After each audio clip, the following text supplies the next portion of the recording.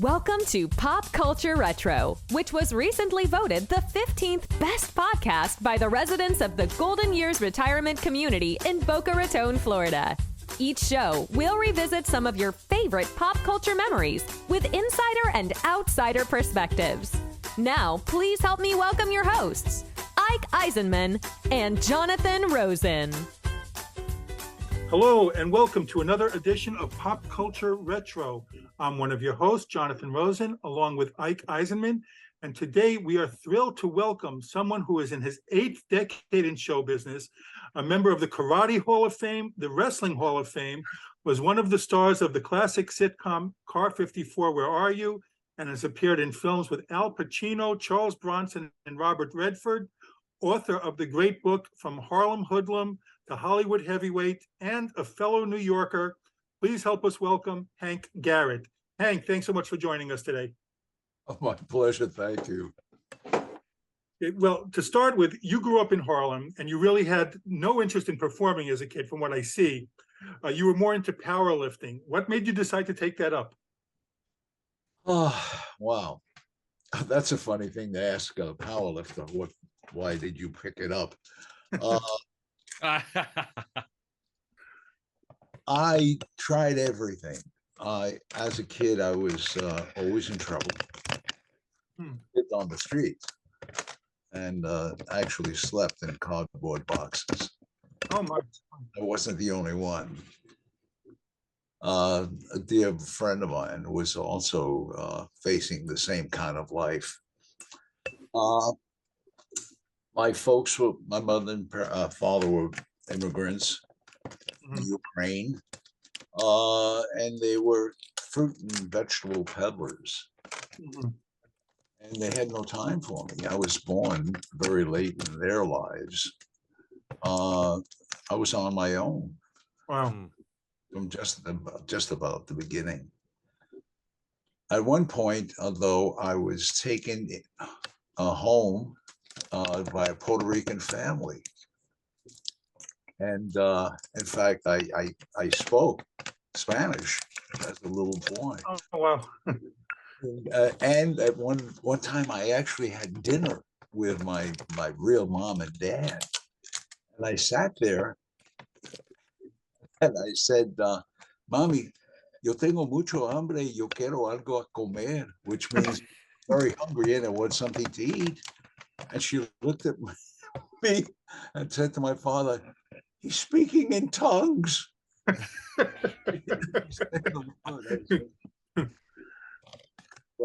yeah, I was on the street. The street was my family. No. And I was always in trouble. And there was a gentleman who was a customer of my parents. He was the mayor of Harlem. And my mother was crying to him that I was always in trouble. It came over to me. The first thing he did, I was just 12, standing on a street corner smoking. He slapped a cigarette out of my mouth. And I was going to throw a shot at him. I didn't, I was always fighting. 2 mountains came toward me. They were his bodyguards. Wow. I thought better about throwing that punch. He said, your mother wants me to take you out. And I said, my mom's putting a hit on me. He said, no, stupid, take you out of this to somewhere else. Well, he said, have you got a suit? I said, yeah. He said, wear your suit, but before you do, man, take a bath. Wow. Picked me up, took me to the Apollo Theater in Harlem. And I looked at the marquee and it said Sammy Davis Jr. Oh, yeah, wow. And he took me backstage to meet Sammy Davis Jr. And Sammy looked at me and said, sit down, man. I sat down. I said, you're a tough guy. I said, yeah, I'm tough. He said, well, he said, tough guys usually wind up with broken bones, and scars. The way you're headed, you're going to go to prison and you're going to die. Hmm. I had a gun in my pocket. I had a 25 caliber pistol at the age of 12. Mm. As he was speaking, the gun kept getting heavier and heavier and heavier in my pocket. He got me a job. Hmm. I became a band boy with an all African American band. And that's how it started for me. Wow. He got me a couple of gigs up in the Catskills, and I learned to be a comic. Oh, we're going to ask about that, right? And I started working as a comic, local jokes I had written or stolen. Hmm. And make a very long story short as possible, I wound up being Tony Bennett's opening act. Oh my I God. was with Tony for 4 years. And I became a cop. Right. Yes, we're going to ask about that for sure. Yes. For a minute and a half. And everybody said, "You're going to be a cop. With all you know about the neighborhood, you're going to become a cop." I said, "No, I'm not going to be a stool pigeon." But when I was a cop, and only on the force for just a few weeks, Mm-hmm. someone got me a job, an audition. They were looking for guys for a show called Car 54. Where are you? I met Nat Hiken, who created the show, and he looked at me and said, and he looked at me and just kept staring at me, and I'm looking, and he said, "Okay, you're going to be," and he mentioned a name, and I said, "No, no, no, no, I'm Hank Garrett." He said, "Just the kind of dummy I'm looking for." Is one of the characters on Car 54. Oh my God. I've been watching a lot of the episodes recently, but before that, you were a wrestler for a while. Now, how did you get involved in wrestling? Well, I went to the Y on 135th Street, and I met a gentleman who was a gold medalist weightlifter. Mhm. And one thing led to another. And I met a couple of guys who were working out wrestling. And next thing I know, I became Hank Daniels, the Minnesota farm boy. Oh, excuse me. Sure, sure. Somebody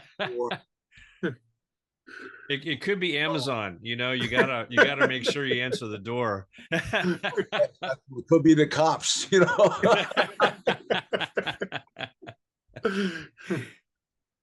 So yeah, I became a pro wrestler as Hank Daniels, the Minnesota farm boy. I'd never been to Minnesota, never saw a farm.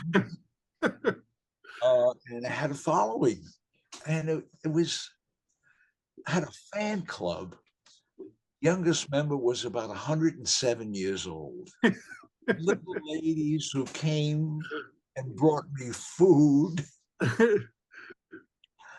And all the other wrestlers, God love them, I'd be out wrestling and they'd be eating the food.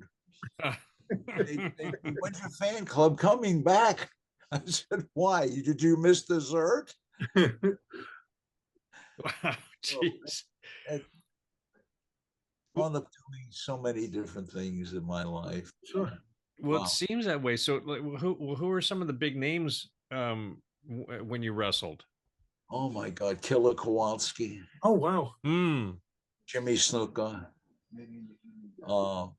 So many, so many. One of the wrestlers became my mentor. The guy, oh God, Gene LaBelle. Oh, wow. Okay. He was a judo champ, and Yeah. he had 300 matches and never lost one. Mm. He beat every champ in the world, and he became my mentor, and he was training me for the championship. But as luck would have it, coming back from the Catskills, and it was frightening. He fell asleep, the friend who was driving, and we pulled over to what looked like a level side, and it was a 40-foot drop. Hmm. He was killed, Ooh. and I wound up wrapped around a tree backwards, and I spent with rehabilitation 13 and a half months. Hmm. And that was the end of my wrestling. But I still work out. Right. You know, oh God, yes. We, my wife and I, we work every day, That's great. different body parts. Yeah. Well, you talked about your comedy career that you performed in the Borscht Belt. So do you remember at all what your early act was like at all? Oh my God, yes. First of all, I'd walk out and say, my name is Hank, and I'm an alcoholic. And I'd look around and say, oh, wrong meeting. And, and I'd say, I'm from New York. And I miss New York. I miss New York because there was a sense of family and warmth that I never found anywhere else in the world. Mhm. For example, any given morning, my grandmother, my grandfather would get up, and my mother and father would get up. Then my Uncle Charlie and my Aunt Rose would get up. Then my cousin Seymour and my cousin Ruth would get up. Then my brother Murray and my brother Saul would get up. And before you knew it, I had that whole bed to myself. I never slept alone till I got married. So,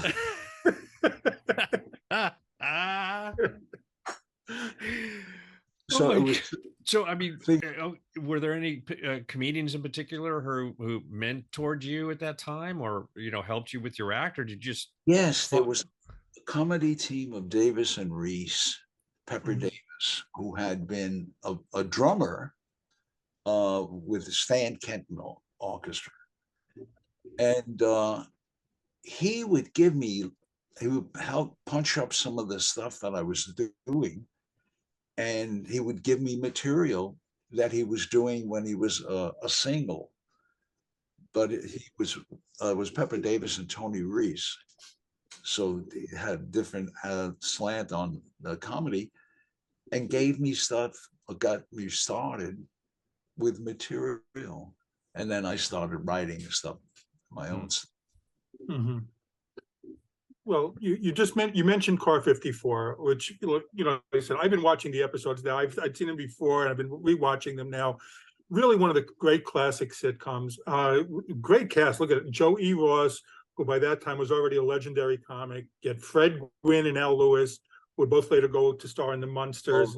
Nipsey Russell, who also became famous comic. Can you just tell us a little about each of them and your favorite experiences on the show? Nipsey was a dear friend. Nipsey was working a club in Harlem, the Baby Grand. He had been there for 17 years. Wow. And he was brilliant. And I had mentioned Nipsey to the guy who created Car 54. Next thing you know, Nipsey was part of the show. So you got Nipsey into the show? I'm sorry? You got Nipsey Russell into the show? Yes. That's great. And we had so much fun. We looked forward to being, every morning getting up super early. Had to take the subway to the Bronx because that's where we shot, at the Biograph Gold Medal Studios on Fordham Road. And it was such an amazing time of my life. How about Fred Gwynne and Al Lewis? Al was crazy, but funny crazy. And Fred, very, very solid, very standoffish, very private. He graduated from Yale. I graduated from jail. That kind of. And we just had such fun doing the show. That hiking, and we were number one. Right. And what Nat wasn't feeling well, and we were supposed to come back for a third season or fourth or fifth, and he just said, I can't do it. I'm not feeling well. And you were still number one at the time, right? You were still like one of the top shows. Yes, absolutely. Wow. Well, and what? Go ahead, like, no, I was just saying, was that essentially the reason why the reason why the show was canceled? People saw the show, they loved it, but they wanted more, and it wasn't the same. Someone wrote a couple of episodes, and it was over. It just did not have that Nat Hiken feel. Nat Hiken wrote the Bilko Show. He originally wrote a series for Martha Ray. And of course, that's going back quite a bit. And he was amazing, just amazing. How about Joey Ross? What was he like? Well, I know that the car was taken for some joyrides by Joey, but no one knew where the car was. And they went into Joey's dressing room to talk to him, say, Joey, someone said you had the car. I did? Oh, God. Yeah, we need it for the shot. Oh, and I know where I parked it. You parked it? Who told you to take it? Well, there was this girl I was trying to impress. So yeah. Now, they had made a movie version of it in the 90s. Had you been asked to be in it at all, or no? Yeah, but I didn't do it. You didn't want to do it? Okay. I didn't want to. I thought it would hurt the image. Oh, but I mean, did you see it? What did you think of it? I didn't see it. You didn't see it ever? Wow. No. I gotta say, I get that. It's like it's it's tough sometimes in those situations because it can be bittersweet, and it could be well done, and really pay homage to the original, and sometimes it doesn't work. So I can understand that. Yes, I felt it was a slap in the face that without Nat Hiken. But they tried. Now, I do want to ask you, you had a very small role in one film that, but I have to ask about it because you were in The Producers with Mel Brooks. What was it like being with Mel Brooks in a film? Oh my God. Mel is a bloody genius. He saw things with that stuff we don't see. That comedy mind is working all the time. If we see a scene, he would know how to punch it up to make it hysterical. And so you never knew. You have your lines, you're ready to go, and he'd say, wait a minute. Instead of you moving here, move there and take the chair with you. So, okay, you're the director. And when you saw it on film, oh my God, it was hysterical. It was brilliant and crazy at the same time. Yes, absolutely.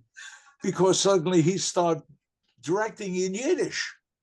He didn't feel like speaking English. I was the only one who knew what he was saying. And guys would come on and say, Hank, what the hell does he want us to do now? To move the curtain to the left, whatever it was. Oh, good. That's good. How was Gene Wilder and Zero Mostel? You get to know them at all? No, didn't spend much time with them at all. A lot of times just people just kind of went in different directions, not like Hot 54. Mm-hmm. I did a series with James Earl Jones. We were going to ask about that. Yeah. What an incredible learning experience it was for me to work with James. Mm. I had gotten a call, Mm-hmm. and they said they're interested in your co-starring with James Earl Jones in a series about the police department. Mm-hmm. He's a captain, you're deputy chief inspector. We hit it off. Jimmy and I became good friends. And I learned so much just watching him. In fact, at times, he asked if it was a tight close-up of Jimmy, if I would stand alongside the camera, because he's supposed to be addressing me. And rather than working to the camera, he wanted to work to my eyes. He says, I can look at you and I can do what I have to do. I said, oh, he said, if you don't mind. I said, no, I'm not in the scene, but yeah, I'll be more than happy to. I would learn. I'm really learning watching him. So it was a wonderful experience. Mm. Well, if we can talk about Serpico for a minute with Al Pacino, which is a hugely acclaimed film. How did you get involved in that? I don't know, honestly. got the call. They were looking for a brutal cop. And here I am, right, telling jokes up in a Catskill, and here I am beating people up during the day. So I did it. I've learned so much about acting. Mm-hmm. And it's been working for me. I did go to some classes, but I learned from the best, watching what they did, how they did it, what they used. Mm. And I had the chutzpah to go and ask, what were you thinking when you played the scene? He said, you get involved.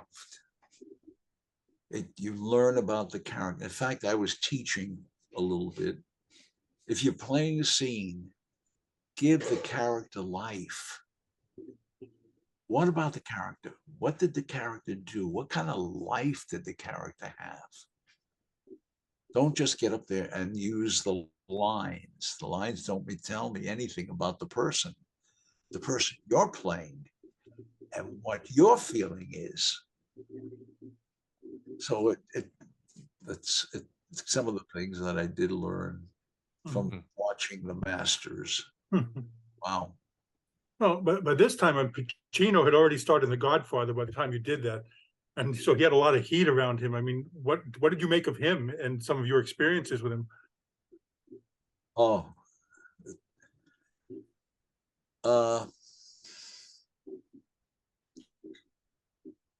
he was wonderful. There are some things I didn't agree with, some scenes, but overall, what an acting job. He believed, and it came through. All the stuff that he believed in really worked.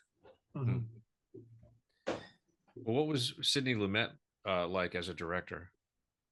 Oh, fantastic. That's the thing, how fortunate I am to have worked with Sidney Lumet, Sidney Pollack. these God, these guys are star makers. And they're easy people, easygoing. They know what to look for and how to get it out of you. Because we all have incredible talents. Just have to find out where that talent lies and bring it out. So, in fact, oh God,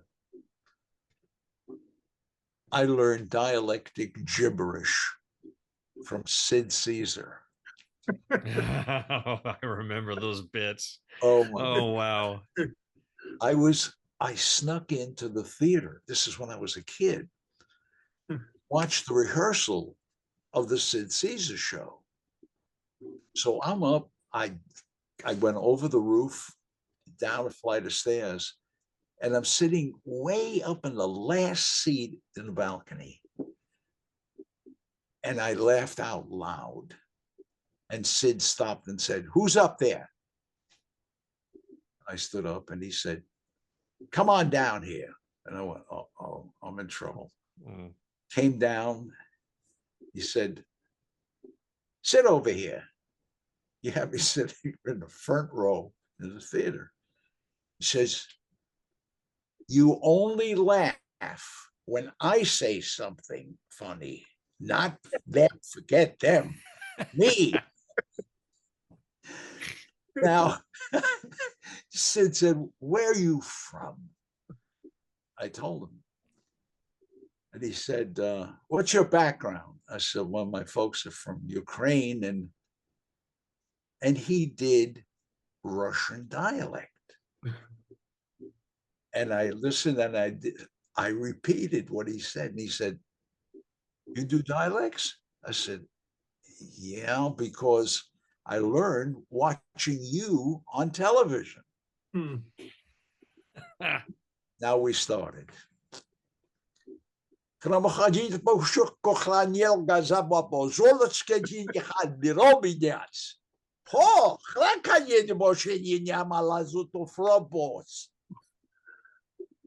None of real words. We did this in Italian. We did it in Japanese. In fact, I wound up doing, that was the week that was in London. Oh, wow. So, and what I did was dialectic gibberish. David Frost would translate. He said to me one day, "Here's what I want you to do. You're a Chinese delivery man. They gave me the biggest paper bag you ever saw in your life. He says, I want you to go into the audience and start looking for whoever this delivery is for." So I'm marching around. No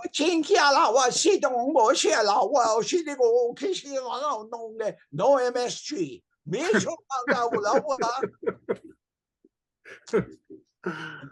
That's what I did on the entire show. Oh boy.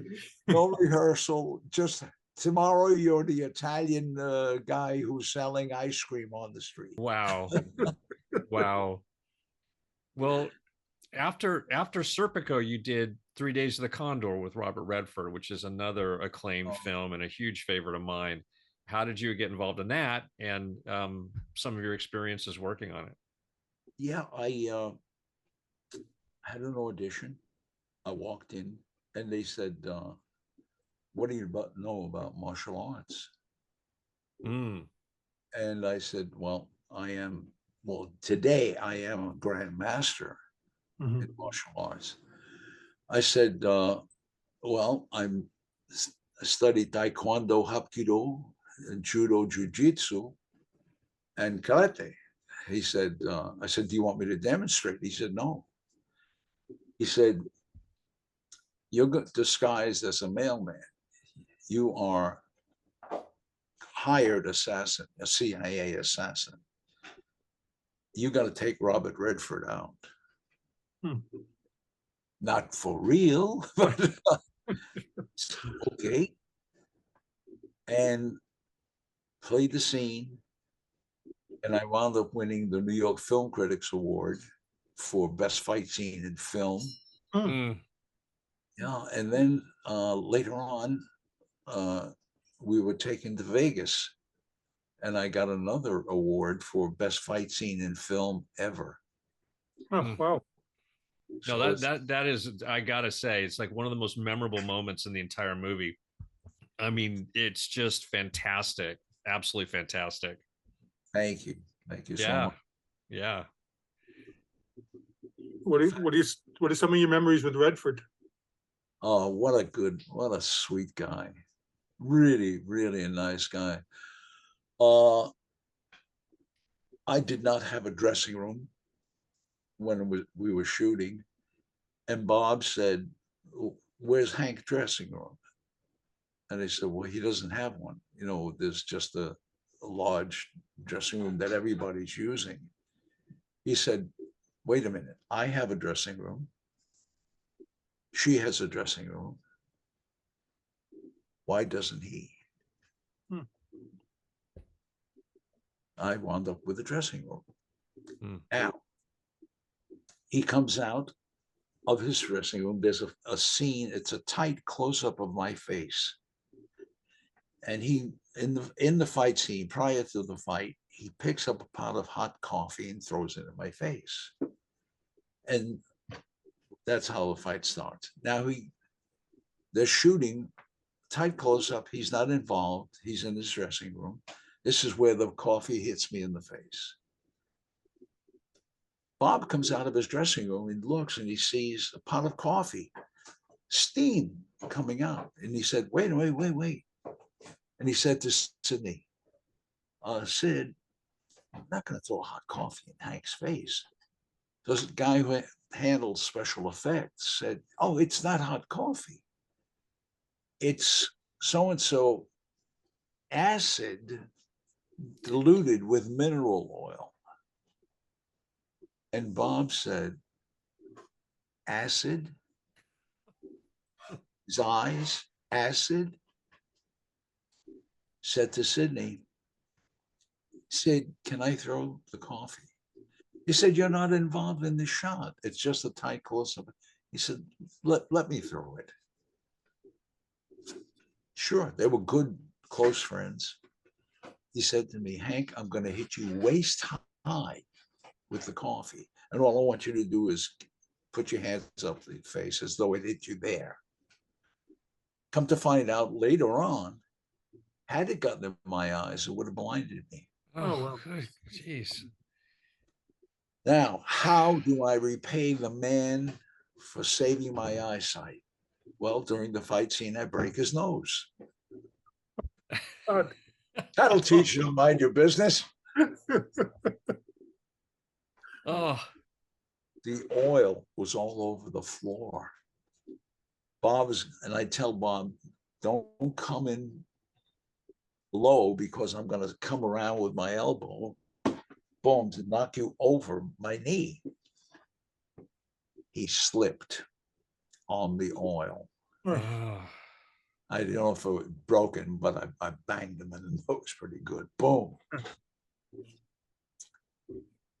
Now we continue the fight scene, and I'm going to throw a kick, and I look and I see a blood drop out of his, coming out of his nose. And I said, Bob, and he waved me off. That night, Redford calls me, says, Hank, wait till you see the fight scene. He said, oh, no, oh, by the way, you busted my nose. I said, by the way? Yeah. Oh, Bob, I'm never going to work again. By the way? So he said, no, he said, it worked. It worked. Wait till you see the fight scene. And he was so excited about the fight scene. Wow. He says it's one of the highlights of the film. Yeah. Yeah. If we can, we'd love to talk about G.I. Joe. You're known for that series as well. So how'd you become involved in that? Audition. I just created, Yeah. I sent a picture and I just came up with this voice. Dial tone. let's get it going. In fact, we just did an autograph show at a GI Joe convention. Oh, nice. Yeah. How much fun is it to be on an animated series? Oh, I did Fluffy and Fast Eddie on Garfield.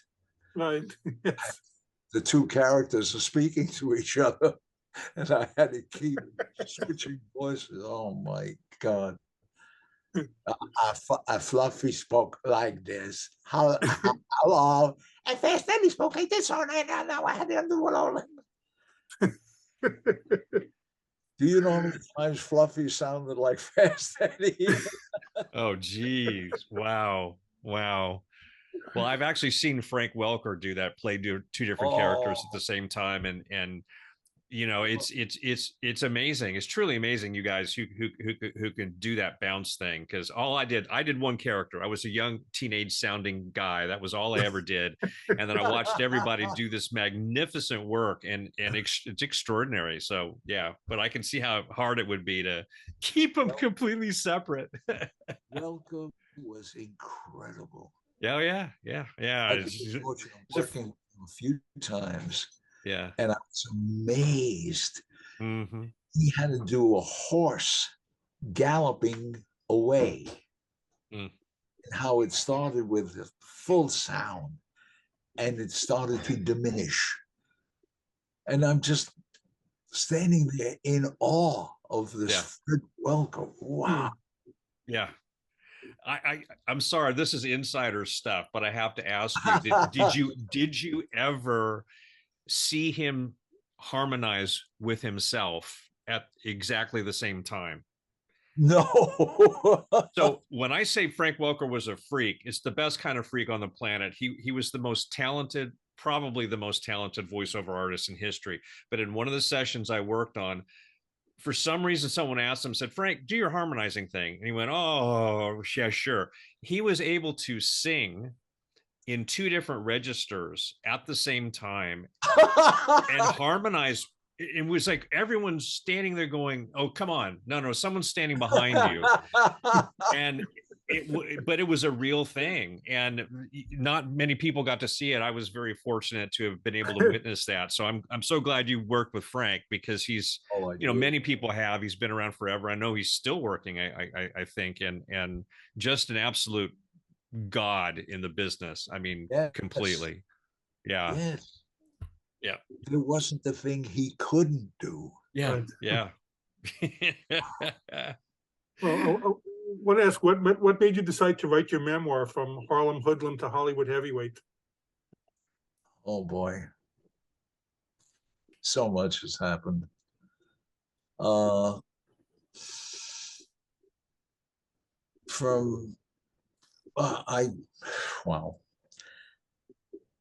Thanks to my wife, we got the book, and I don't know if you've read it. It's about my life, from being on the streets to doing all the different things that I do, and so grateful that somebody gave me a shot. Mm-hmm. And my wife set it up, and I've been going to children that are in trouble, waiting sentencing or waiting trial. And I talk to them, and I tell them, I was there. Where you're seated, I was there. Now, these are kids had no home life, which I knew very well. And the street became the family. And it's easy to get in trouble, so easy. And I told them, I said, God sent me an angel by the name of Sammy Davis Jr. Mm-hmm. And there is an angel waiting for each and every one of you. I got letters from the kids saying, Sammy Davis Jr. was your angel. You're our angel. That's great. Brought me to tears. Mhm. I spoke to women who are incarcerated. And I just stood there with my mouth open. And all these women came in wearing jumpsuits. And the first thing I said was, you are oh so beautiful. Each and every one of you women. I refer to them as ladies. And I got mail from them thanking me. And I said, no thanks to me. I'm just telling you what I went through. And I appreciate what you're going through. I was there. Not too many people have had the experience. Had they had the experience, they would be doing the same thing that I'm doing. Telling you how incredible you are. And if you made a mistake in life, it's a mistake. There's more to life than being in the joint. Yeah. That's amazing that you do that, but it's also not a bad thing to get to say that Sammy Davis Jr. is your angel. Not a bad thing in life to have that. Oh, yeah. And people can order the book through your website? Yes, and it's hankgarrett.biz. And they could get an autographed copy. Right. We're going to put the link up when we post this. We're going to put the link Yes. to the website for sure. Definitely. You recently got honored by the NYPD. How amazing was that for you?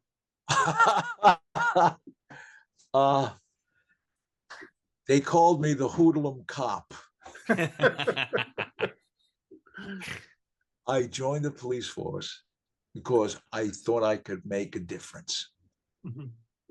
One time, true story, a friend of mine was named Lefty. The police were looking for Lefty.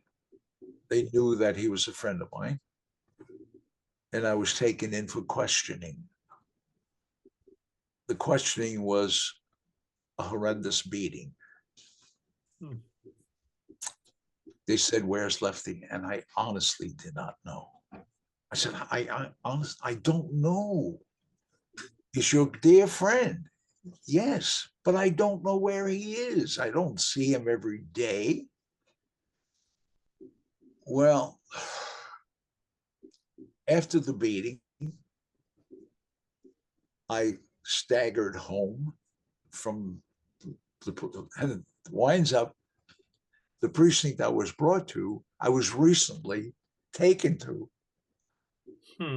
because of Car 54. Now, this is so wild. The police department in New York flew us to New York, put us up at a hotel because Car 54 is their favorite show. And I'm the only one left from the show. So I'm signing autographs and, and they take me to a precinct when I was a cop, precinct that I worked out of, the 23rd precinct on 102nd Street. And I walk in and had such mixed feelings. I was taken here and got the beating of my life.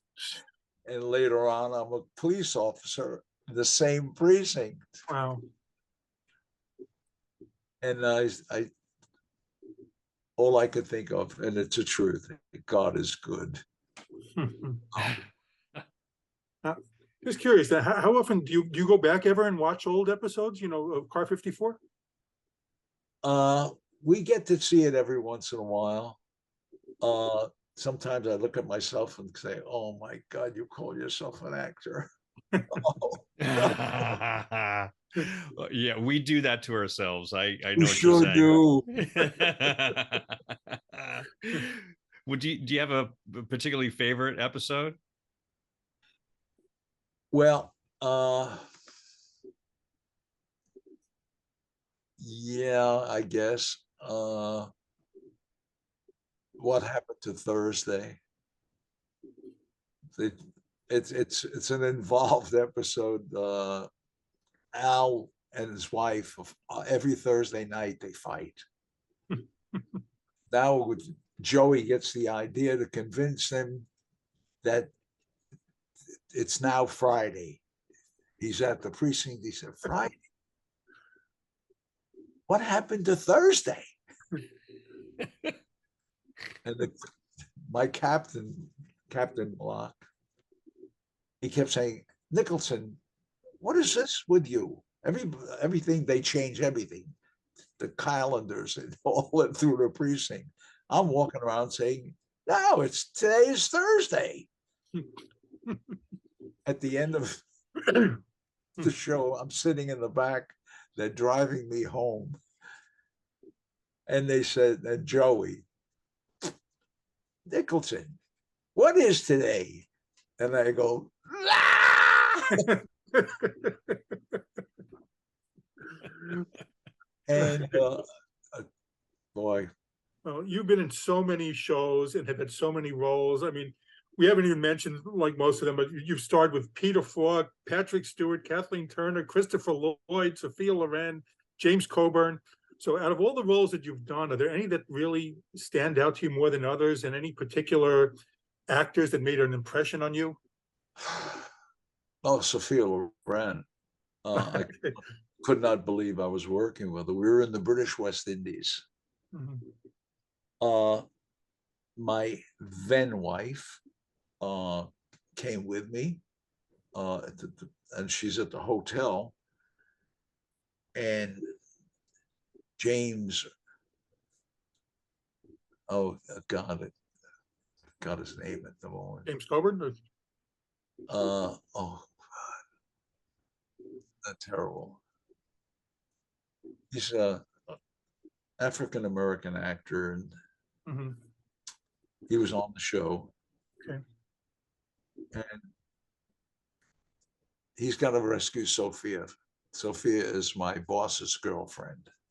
I'm in a gift shop. She's there, and I tell her, my boss wants to see you. She says, you tell him to wait.